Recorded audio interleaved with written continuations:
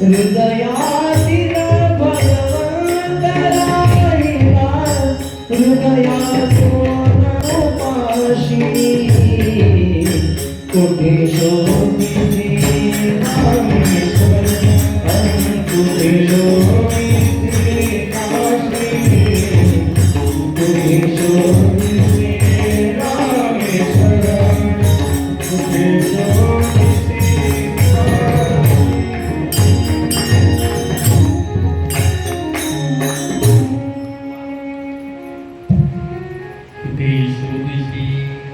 रामेश्वर. अरे कुठं शोधाय तुम्ही? लांब लांब लांब लोक जातात. बरं लांब गेल्याने देव भेटतो का? कोणी म्हणावं की अमुक अमुक ठिकाणी लोकांना तर आता काय सांगतो. आता तरी मला वाटतं बरेच दिवस झाले एखादा देव निघाला नाही. तर पूर्वी फारच देव निघायचे लोक भेट करायचे त्या देवाला पाहायला. हो देव निघाला देव निघाला देव निघाला चालले देवाला पाहायला. अरे देव तुमच्या हृदयात आहे. त्याच्याही पुढे सांगू का तुम्हीच देव आहात. याच्यापेक्षा काय आणखी सांगू तुम्हाला? तुम्हीच देव आहात. तुम्ही देव आहात हे तुम्हाला पटना का देव नाही? तुला पटून घ्या ना. आणि पटत नसेल तर श्री गुरूंना शरण जा. त्यांना सांगा भागवतात ऐकलंय ते भागवताचार्य महाराज म्हणत होते तुम्हीच देव आहे. महाराज मी देव आहे वय ते सांगतील ना तुम्हाला तुम्ही देव कसे. तुम्हीच देव आहात फक्त तुम्हाला माहित नाही. त्या हृदयामध्ये तो देव साठवलेला आहे आणि तिथंच साठवावं लागतं. साठविला हरी जीवी हृदय मंदिरे. संपूर्ण सृष्टीची उत्पत्ती कथा विदुरांना सांगितल्यानंतर मैत्रीला नमस्कार केला. मैत्री भगवान आपण ब्रह्मदेवाच्या उत्पत्तीची कथा सांगितली. पण आनंद वाटला. ब्रह्मदेवांना तप केल्यानंतर ज्ञान झालं हेही कळालं. महाराज आणखी आम्हाला या संबंधी माहिती सांगा. असं सांगितल्यानंतर मैत्री विदुराला बोलू लागले. बाबा विदुरा ऐक. तप करायचं म्हटल्यानंतर तो तप कसा केला पाहिजे? शारीरिक वाचिक आणि मानसिक तप केला पाहिजे. शरीराला पहिले वळण इंद्रियास कळण या इंद्रियांना वळण लावलं पाहिजे. सकाळी ब्रह्ममुहूर्तावर उठलं पाहिजे. शरीर स्वच्छ केलं पाहिजे. स्नान केलं पाहिजे. ईश्वर प्रणिधान केलं पाहिजे. सकाळी पूजा केली पाहिजे. त्या शरीराला उत्तम ठेवण्याकरता सुद्धा काही व्यायाम प्राणायाम केले पाहिजे. शरीर साधने मोटरसायकल कार घेऊन आपण इथं आलेलो आहोत. त्याच्यात पेट्रोल हवा व्यवस्थित पाहतो की नाही? त्याची सर्व्हिसिंग वेळेच्या वेळी करतो की नाही? शरीराची सर्व्हिसिंग केली पाहिजे. उत्तम भोजन केलं पाहिजे. वेळेवर जेवण केलं या संबंधाने सांगितलं. शतम विहाय भोक्तव्यम सहस्त्रम स्नानमाचर्यम लक्षम विहाय दातव्यम कोटिं त्यक्त्वा हरिं. काय वर्णन करावं? 100 कामं सोडा पण जेवण करा वेळेवर. शतम विहाय भोक्तव्यम सहस्त्रम स्नानमाचरेत. 1000 कामं सोडा पण स्नान करा. सांगतो गंमत म्हणून आपल्याला कळत नाही अज्ञानात बोलतो आपण. सकाळी अरे आंघोळ करून घ्या ना. आंघोळ शब्द वापरायचा नाही. स्मशानभूमीतून आल्यावर करावं लागते त्याला म्हणायचं आंघोळ. आणि सकाळी आपण नित्य करत असतो त्याला म्हणायचं स्नान. आपण सकाळी उठलं की म्हणतो आंघोळ करून घ्या. कुठून आला तो? घरी ना. बारीक बारीक बाबी आहेत पण फार महत्वाच्या. नित्य स्नान केले पाहिजे. 1000 कामं सोडा पण स्नान करा. सहस्त्रम स्नानमाचरेत. पुढचं ऐका. लक्षम विहाय दातव्यम. लाख काम सोडा पण दान करा. एवढं दानाचं महत्व आहे. लाख काम सोडा पण दान करा. लक्षम विहाय दातव्यम. आणि त्याच्या पुढचं शेवटचं आहे का? कोटिं त्यक्त्वा हरिं भजेत. कोट्यावधी कामं सोडा पण देवाला भजा. याच्यापेक्षा काय सांगितलं पाहिजे मला सांगून तुम्ही आता. लोकांना म्हणलं भागवताला आले नाही कीर्तनाला काय भागवताला यायला जमत नाही मग त्याला सांगावं कोटी त्यक्त्वा हरिं भजेत. अरे कोट्यावधी काम सोड, देवाला पहिले भज. हे महत्वाचं काम आहे. कामामध्ये काम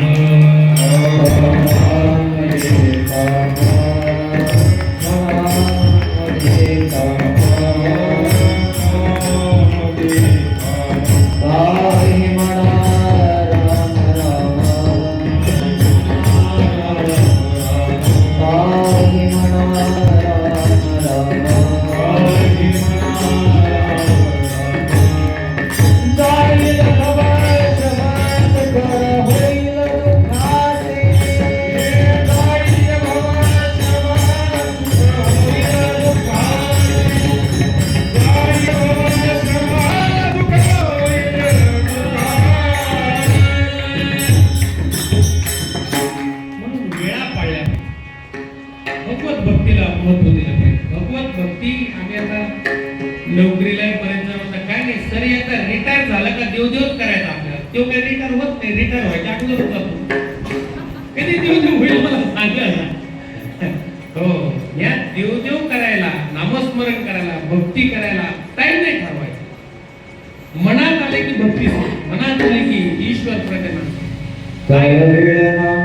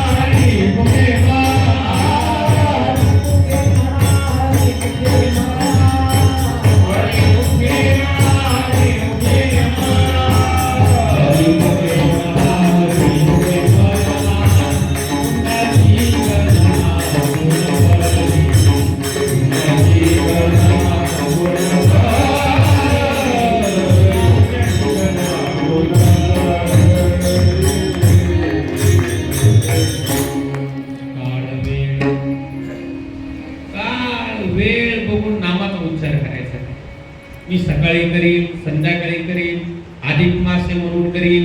अधिक मासे म्हणून नाही, प्रत्येक दिवस आपल्यासाठी सार्थ आहे. प्रत्येक दिवस महत्वाचा आहे. नाही नाही, प्रत्येक क्षण महत्वाचा आहे. काय घटका गेली, फळे गेली, तोलवाजे गणाना, आयुष्याचा नाश होतो. घटका घटकाला, क्षणाला वेळ चाललेला आहे. तो घडी काळ वाट याची पाय, काळ वाट पाहतो. म्हणून काळाला सुधारा, वेळेला सुधारा, त्या वेळेचा उपयोग करा. या जीवनाचं साफल्य त्याच्यात काही वेळा पाळल्या पाहिजे. लक्षात घ्या, मैत्रेय ऋषी विदुरांना सांगू लागले, जर चुकीच्या वेळी चुकीचं काम झालं तर जीवन खराब होण्याची शक्यता आहे. म्हणजे महाराज हे कसं, ऐक तुला एक कथा सांगतो. म्हणून कश्यप ऋषींची कथा विदुरांना मैत्रेयी सांगायला लागल्या. मैत्रेयी म्हणे, विदुरा, दिती ही कश्यपाची पत्नी आहे आणि एका दिवशी संध्याकाळी तिनं अगदी शृंगार केला आणि संध्याकाळच्या वेळेला त्या कश्यप ऋषीकडे येऊन कामसुखाची मागणी केली. कश्यप ऋषी होते ते कसं चुकीच्या गोष्टीला सांगितलं. त्यांनी सांगितलं, दिती अगं बाई, चुकीच्या वेळेला कामात तू होणं योग्य आहे. कश्यप म्हणाले, देवी संध्याकाळची वेळ आहे, मंगलमय दिवा लावण्याची वेळ आहे, संध्याकाळी दिवा लावला पाहिजे. भगवान शंकर आणि पार्वती फिरत असतात संध्याकाळच्या वेळेत. ज्या घरामध्ये दिवा दिसला नाही त्या घरामध्ये ते काही न बोलता निघून जातात, पण तिथं अंधार घडत असतो. सूर्य ज्या वेळेस मावळतो त्यावेळेस प्रकाश मंद होत असतो. त्यामुळे अशा वेळेला दिवा लावला पाहिजे, दिवा लावला पाहिजे. जय कृष्ण म्हणत जेव्हा शंकर भगवंत फिरतात, लक्ष्मी फिरते. लक्ष्मी तिकडे कानावर बघते, लक्ष्मी येत नाही. शंकर प्रभू पार्वती येत नाही. देव येण्याची वेळ कोणती असेल? संध्याकाळची. आता आपले लोक फिरायला निघत आहेत म्हणून काय सांगतात? फिरायला जाऊन येऊन त्यांना बोर व्हायला लागले. कधी भागवत कळा मला सांगा. घरच्या लक्ष्मीला संध्याकाळच्या वेळेला घरी असलं पाहिजे. संध्याकाळी दिवा लावला पाहिजे. तुळशीला दिवा लावला, तुळशी जवळ दिवा लावला. लक्षात, सकाळी तुळशीला पाणी घातलं पाहिजे, तुळशीला प्रदक्षिणा घातल्या पाहिजे. हे भागवत शास्त्र आहे, हिंदू धर्म आम्हाला सांगतोय. त्यामध्ये पाळल्या पाहिजे, विनाकारण नाही येते. आता काय करावं? दिदीनं फारच आग्रह धरला, कश्यप ऋषींचा नाईलाज झाला. विनाशकाले विपरीत बुद्धी. कश्यप ऋषी तिला समजावतात, मानिनी बरोबर नाही. शंकर या शब्दाचा अर्थ घ्या. शं म्हणजे कल्याण आणि कर म्हणजे करणार. शंकर म्हणजे कल्याण करणार. शंकर भगवान पुढे हो. आता तर नवीन निघला आपल्याकडे एक जल लोटा काय सभी एक लोटा जल सब सभी समस्या का हल. असं भगवान शंकर भस्मातम शरीरम. शंकर भगवान संपूर्ण शरीराला काय लावतात? राख लावतात. कुठलची? स्मशानभूमीची. काय सांगतात ते सांगताय, अरे हे जे शरीर आहे ना, हे राख होणार आहे. बरं, मी तर जिवंतपणे राख लावतोय, पण तुम्ही पण मनाने राख लावा. हो, याचं काय होणार आहे? राख होणार आहे. याचे चोचले पुरवू नका. दिती तू लक्षात घे, राख घे. पण दिती ऐकत नाही. गृहस्थ आश्रम विलासासाठी नाही. गृहस्थ आश्रम धर्माने काम पूर्ण करण्यासाठी. काम पूर्ण करू नये असं नाही, पण त्या कामाला धर्म असला पाहिजे. अधर्माने काम नसलं पाहिजे. काम सुख, काम वाढलं वास्तविकता काम विकारे लागतं. काम विकारे, पण त्या कामाला शास्त्रोक्त पद्धतीनं पूर्ण करून संपूर्ण बाजूला ठेवणं, मनात पुन्हा आणायचं नाही. म्हणून गृहस्थ आश्रम सगळ्या आश्रमात, चारही आश्रमामध्ये श्रेष्ठ आश्रम कोणता असेल तर गृहस्थ आश्रम. हो, गृहस्थ आश्रम. विधिवत लग्न करावं, धर्मपत्नी असावी. धर्म आमचे महाराज म्हणायचे की ज्याला आपलं पोट भरता येतं, बायकोचं पोट भरता येतं, त्यांनी लग्न करावं. काय? तसं ज्याला स्वतः मुक्त होता येतं आणि शिष्याला मुक्त करता येतं, त्यांनी गुरु व्हावं. गुरु कोणी होऊ नये, लक्षात घ्या. गुरु असं नाही आता माझे 100 शिष्य झाले बरं का, आता पुढच्या महिन्यात 200 होणार आहेत, 100ची पुळी येणार या काय. अरे काय लावले या शिष्य? वास्तविक पाहता तुकाराम महाराजांनी फार फटकारलं मला. नको नको ते गुरु बन, नको नको ते चेले बन. कशासाठी झाले येणे त्याचे आले वर्षातून. गुरु येतो बेशीद्वारी, शिष्य पळतो खिंडोरी. तुका म्हणे गुरुचेला दोघेही नरका. काय सांगायचं? नको. शिष्य तिकडून यायला लागला, गुरु यायला लागला तिकडून, शिष्य बायकोला सांगतो महाराजांना सांग मी घरी नाही, आणि मागच्या रस्त्याने निघून जातो. कारण महाराजांनी पाहिलं म्हणजे गुरु चेला दोघेही नरकाला. असा गुरु बी नको, चेला बी नको. मन धन आणि वाणी अर्पण करावी गुरु. मामासाहेब दांडेकर त्यांचे गुरु आल्यानंतर पाऊस पडलेला होता, रस्ता ओला, साष्टांग दंडवत घातला, सादरा धोतर काय पाहिलं नाही, सगळं ओलं. माझे गुरु महाराज आले, काय वस्त्रांना गुरु याला म्हणायची शर्त आहे. गुरु केले पाहिजे, वेळा सांभाळल्या पाहिजे. दिदीनं वेळ सांभाळली नाही.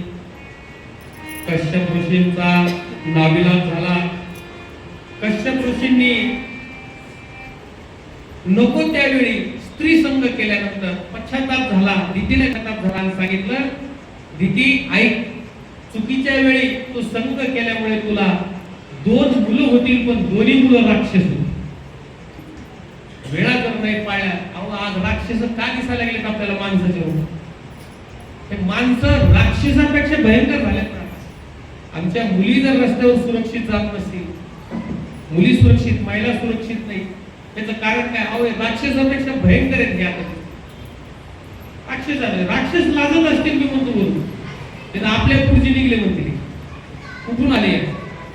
त्यामुळं धर्म सांभाळला पाहिजे, धर्म सांभाळला पाहिजे.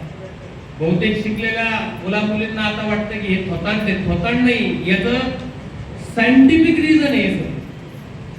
मी कॉलेजला होतो, गुढी उभारली आणि गुढी उभारल्याबरोबर माझ्या वडिलांनी मला म्हणे धर रे प्रसाद घे. आणि प्रसाद काय होता? गुळ, नवीनच फुलोरा आलेला त्या लिंबाला फुलोरा, त्याच्यात हिंग वगैरे असं सगळं हातात घेतलं. मी कॉलेजला असताना म्हणलं दादा वडिलांना काय आता आपण शिकलेले तर आपण माणसाने असं करावं नाही असं. सहज वडील प्राचार्य होते माझे, आहेत आता रिटायर झाले. पण मी ते खाण्या अगोदर ते थांब मी तुला त्याचं महत्व सांग. आणि त्याने मला सायंटिफिक रिझन सांगितलं की नवीन आलेला लिंबाचा जो फुलोरा आहे त्यात गुळ टाकलेला आहे, त्याच्यामध्ये हिंग आहे आणि आजच्या काळामध्ये हे बेस्ट अँटीऑक्सिडंट आहे. तुझ्या शरीराला प्रतिकार शक्ती वाढवण्याची शक्ती याच्यामध्ये. फक्त तुम्हाला हे औषध म्हणून घ्यावं कोणी घेणार नाही, प्रसाद म्हणून तरी माणसं ठरली. आमचे ऋषी मुनी वेडे नव्हते, आमच्या ऋषी मुनीने फार विचार करून तयार केले. तिळगुळ घ्या, गोड बोला, त्याच वेळेस तीळ का पदार्थांची गरज. पतंग उडवा, विटॅमिन डी फुकट मिळते, त्या कवळ्या उन्हात उभा राहा. हे विनाकारण नाहीये, फार शास्त्रोक्त आहे. भौगोलिक, सामाजिक, आध्यात्मिक, वैज्ञानिक महत्व या सगळ्या कथांत मागे आहे. संस्कृती मागे, या संस्कृतीला थोटात समजण्याचं पाप या नवीन पोरांना आपण करू दिलं नाही पाहिजे. आपण त्यांना सांगितलं पाहिजे बाबा याचं पालन आपल्याला करायचे. ऋषी मुनी सायंटिस्ट होते, लक्षात घ्या. कश्यप ऋषीने सांगितलं चुकीच्या वेळेला तू संग केलास. 2 राक्षस होते, ते रडू लागले. पण तिला म्हणे माझी चूक झाली, पण माझ्या पोटी असे राक्षस नको यायला. दिदीला कश्यप मुनीने सांगितले काळजी करू नकोस, तू आणि मी दोघेही हरीचे भक्त असल्या कारणाने आपल्या दोनही मुलांचा संवार करायला स्वतः भगवंत अवतार घेतो. दिदीला तेवढं तरी बरं वाटलं की जाऊ द्या माझ्या मुलांच्या निमित्ताने भगवान येतील. हो, म्हणून गर्भातून राक्षस उत्पन्न झाल्याने त्यांचा नाश करण्याकरता भगवंताने अवतार घेतला. त्यांच्याच कुळामध्ये पुढे नातू म्हणून जो आलाय त्याचं नाव आहे भक्त प्रल्हाद. भक्त प्रल्हादाच्या कुळात ही कथा चाललेली आहे. गोपाल कृष्ण भगवान श्री कृष्ण गोविंद हरे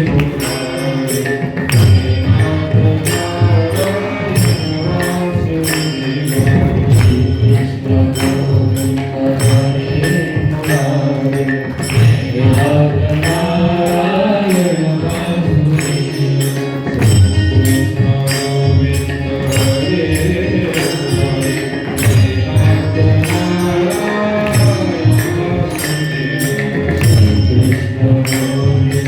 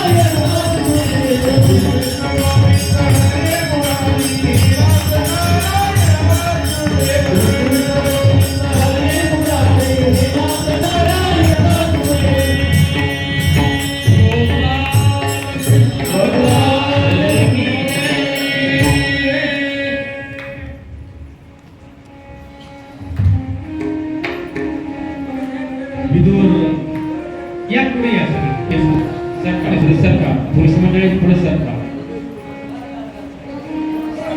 पुरुष मंडळी पुढे सरका. प्रल्हादाच्या कुळातील कथा ऐकल्यानंतर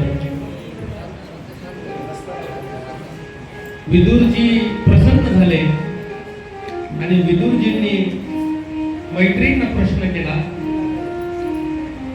मैत्री, देवांमध्ये सर्वश्रेष्ठ असे शंकर भगवान आहे आणि या शंकर भगवंताशी दक्ष प्रजापतीने वैर केलं, हे काही माझ्या बुद्धीला पटत नाही. कृपा करून आपण मला दक्ष प्रजापतीची कथा सांगा.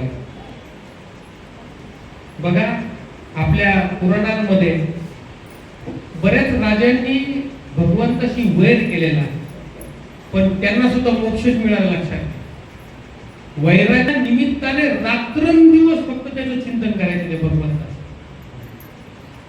दक्ष प्रजापती याला अनेक कन्या होत्या, तरी त्यांनी तप केला आणि भगवंताला प्रसन्न करून सांगितलं, देवा, माझ्या पोटी एक अशी मुलगी जन्माला यावी की जी साक्षात सती असावी, देवी असावी. त्याच्या तपाने प्रसन्न होऊन साक्षात देवीच तो जन्म घेईल सती रूपाने, असा त्याला आशीर्वाद मिळाला. घरी आला आणि जिला आद्या म्हणतो आपण, ती देवी शक्ती. मी तुम्हाला 5 उपास्य देवता सांगितले. किती उपास्य देवता आहे? 5 उपास्य देवता आहे. पहिले गणपती. तुम्ही गणपती अथर्व शीर्ष म्हणा, गणपतीचं नाव कुठंच आलेलं नाही. त्वमेव केवलम कर्तासी, त्वमेव केवलम हर्तासी, त्वमेव केवलम कैवल्य. मूळ स्वरूपाकडे गेलं पाहिजे. गणपती पहिली उपास्य देवता, भगवान विष्णू दुसरी उपास्य देवता, शिव तिसरी उपास्य देवता, भगवान सूर्यनारायण चौथा उपास्य देवता आणि आदिशक्ती उपास्य देवता. कोणत्याही देवीला 3.5 शक्तीपीठ आहेत, पण वेगवेगळे रूप शक्तीचे देवीचे रूप आहेत. महादेवाचे 12 ज्योतिर्लिंग आहेत, पण शिव तत्व एकच. विष्णूचे अनेक ठिकाणी मंदिर आहेत. पंढरपूरला गेल्यानंतर आम्ही वैष्णवच आहोत. खरं वैष्णव कुणाला म्हणावं त्याचं वर्णन आम्ही केलेलं आहे. वैष्णव जन तो तेने कहीं तीर पराई जावे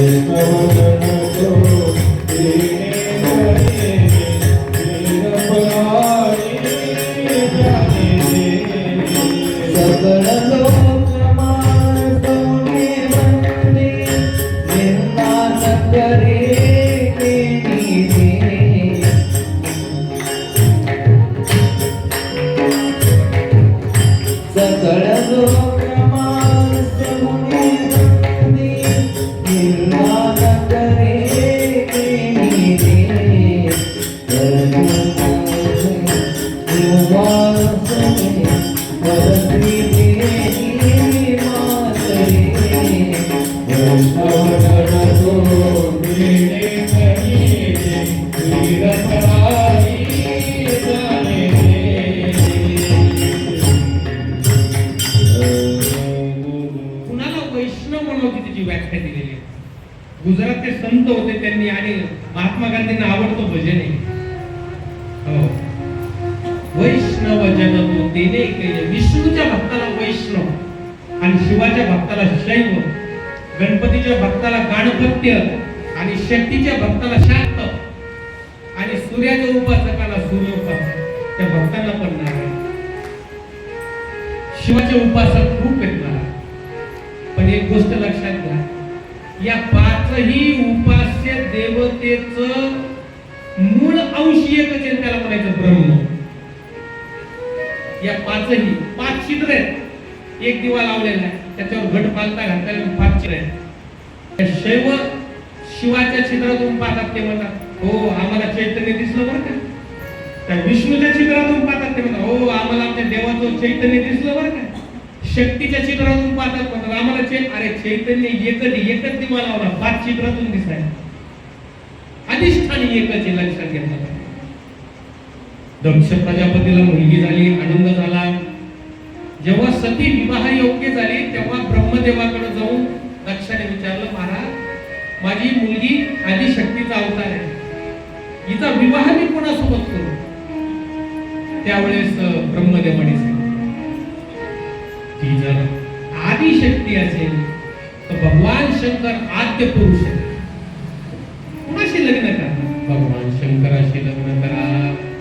म्हणून मोठ्या थाटामाटामध्ये भगवान शिवांशी सतीचं लग्न लावलेलं आहे. एक दिवस असा प्रसंग झाला की ब्रह्मदेवाने धर्मावर चर्चा करण्यासाठी एक सभा बोलवली. त्या सभेमध्ये भगवान शंकर आलेले होते. दक्ष प्रजापती आल्यानंतर सगळ्यांनी उठून नमस्कार केला. भगवान शंकर उठले नाही. भगवान शंकराने नमस्कार केला नाही. दक्षाला ही गोष्ट खटकली, त्याला एवढा राग आला, म्हणजे माझे जावई असं नाहीत का, पण त्यांनी मला नमस्कार करायला पाहिजे. सगळ्या देवांनी नमस्कार केला, पण शंकराने नमस्कार केला. द्वेष निर्माण झाला, क्रोध निर्माण झाला आणि मग त्यांनी त्यांचा त्याग केला. त्यांच्यासोबत सतीचाही त्याग केला. ज्या दिवशी मोठा यज्ञ दक्षाने आयोजन केलं, त्या यज्ञाला भगवान शंकराला त्यांनी जाणून बुजून बोलवलं नाही. आकाशातून विमान जाताना दिसली. ही आदी शक्ती असलेली सतीने विचारलं आपल्या पतीला, महाराज विमान कुठे चाललेली आहे. भगवान शंकराने सांगितले सतीला की सतीदेवी, तुझ्या वडिलांने यज्ञ आयोजन केलेलं आहे आणि त्या यज्ञाला सगळे जात आहेत. म्हणजे तुम्हाला निमंत्रण नाही. म्हणे नाही, मला निमंत्रण. शेवटी कंखलमध्ये जो भव्य यज्ञ होणार होता, त्या निमंत्रण नसलं तरी आपल्या बहिणींची भेट होईल म्हणून तिने भगवान शंकरांना विचारलं की माझी जाण्याची इच्छा आहे, मी जाऊ. ऐका, कथानिष्ठी ऐकू नये, त्याचं तत्वज्ञान पण ऐकलं पाहिजे. त्याच्यामध्ये भगवान शंकरांनी सांगितलं, हे पाहुणा जवळचा का असणार, तुझे वडील का असणार, पण तुझा विवाह झालेला आहे, तुला बोलवलं का नाही, वडिलांनी बोलवलं नाही तर वडिलांच्या घरी जाऊ नये बरं का सती. कोणी सांगितलं? भगवान शंकरांनी सांगितलं. पण कधी कधी प्रेम आंधळ असतं. सती म्हणाली, नाही, मला माझ्या बहिणींची भेट होईल. तुम्ही जर परवानगी देत असाल तर मी माझ्या वडिलांच्या घरी जाऊन इच्छितो. भगवान शिव म्हणाले, आता तिथं जाणं योग्य नाही. तुझ्या वडिलांच्या मनामध्ये माझ्याविषयी क्रोध आहे, तुझा अपमान होईल सती, जाऊ नकोस. पण सतीने ऐकलं नाही आणि आमंत्रणाशिवाय पतीची परवानगी घेतली. शेवटी नाईलाज झाल्याबरोबर वीरभद्र हा एक सेवक सोबत गेला आणि सतीला सांगितले की जा वीरभद्रा, तिच्या वडिलांच्या घरी सतीला घेऊन जा. आपल्या वडिलांच्या घरी आली. आल्यानंतर कोणीच तिचं स्वागत केलं नाही. दक्षाने बघून न पाहिल्यासारखं केलं. तेव्हा म्हटलं, माझी दखल कोणी घेणार. माझे पती बोलले ते बरोबर, मी यायला नको. शेवटी ती स्वतःहून वडिलांना बोलले. तेव्हा वडील म्हणले, तुझ्या बहिणींकडे बघ, अरे कसे सुवर्णाचे अलंकार घालून ते आलेले आहेत आणि तू मृगवस्त्र धारण करून आलीस, काय पती हा भूतांचा मोरक्या आहे, प्रेतांचा मालक आहे, असं अद्वा तत्व बोलायला लागले. आपल्या पतीविषयी इतके नकारात्मक शब्द ऐकून सतीला प्रचंड क्रोध आला, पश्चाताप झाला. ती म्हणे मी उगाच आले, माझे पती बोलले होते की जाऊ नको, पण मी आले. तिने बघितलं की कठोर शब्दामध्ये माझ्या पतीची निर्ममता होऊ लागलेली, अपमान होऊ लागलेला आहे. यज्ञामध्ये अंश दिसला नाही. काय काय प्रेतांचा स्वामी, हाडांची माळ घालणारा, स्मशानात राहणारा, अनेक शब्द वापरलेले. पतीचा अपमान पतिव्रता पत्नीनं सहन करून लक्षात प्रचंड तापली आणि जो यज्ञकुंड होता त्या यज्ञकुंडात जाऊन तिनं आत्मसमर्पण करून हो त्याला अग्नीनं ग्रासलं. वीरभद्राला अतिशय राग आला. वीरभद्राने अगदी तलवार घेतली आणि त्या दक्षाचं डोकं धनावेगळं करून टाकलं आणि लात मारून लांब फेकून दिली. ही गोष्ट शंकरांना कळाली. भगवान शंकर तातडीनं त्या यज्ञस्थळी आले. पाहतात तर तिचे अति प्राणवल्लभा, प्राणप्रिय असणारी सती त्या यज्ञामध्ये जळून खाक झालेली. प्रचंड क्रोध आला भगवान शंकराला आणि त्या ठिकाणी सतीनं आपलं आयुष्य संपवलं. भगवंताला राग आला, पण भगवंताने वीरभद्राला सांगितले की असं तू करायला नको होतं. शेवटी किती भगवंताचा क्रोध आहे प्रचंड आहे, लक्षात घ्या. अधर्माचा नाशच होत असतो लक्षात. आपल्या भागवतामध्ये 4थ्या स्कंदाच्या 8व्या अध्यायामध्ये अधर्माचे वंशज दिलेले. ही कथा ऐकल्यानंतर विदुरजी मैत्रेयींना म्हणू लागले, मैत्रेयी आपण सांगितलेले दक्षाची कथा, सतीनं आपलं बलिदान दिलेलं आहे, पण हे अधर्माचे वंशज कोण आहेत कृपा करून मला सांगा. अधर्माच्या वंशजाची कथा मला ऐकायची आहे. आणि म्हणून मैत्रेयी विदुरांना सांगायला सुरुवात करतात, आता हे अधर्माचे वंशज तुम्ही ऐकून ठेवा. हे अधर्माचे वंशज आपल्याकडे येता कामा नये. 2 प्रकारे लक्षात घ्या. एकाला म्हटलेले चांगले गुण जे प्राप्त करायचे आणि एकाला म्हटलेले वाईट गुण जे सोडायचे आहेत. भगवद्गीतेमध्ये त्याला दैवी गुण संपत्ती असा शब्द वापरला आणि दुसरा शब्द वापरला आसुरी आसुरी संपत्ती. आसुरी संपत्तीचा त्याग केला पाहिजे आणि दैवी संपत्तीचा अंगीकार केला पाहिजे. गोपाल कृष्ण भगवान की जय.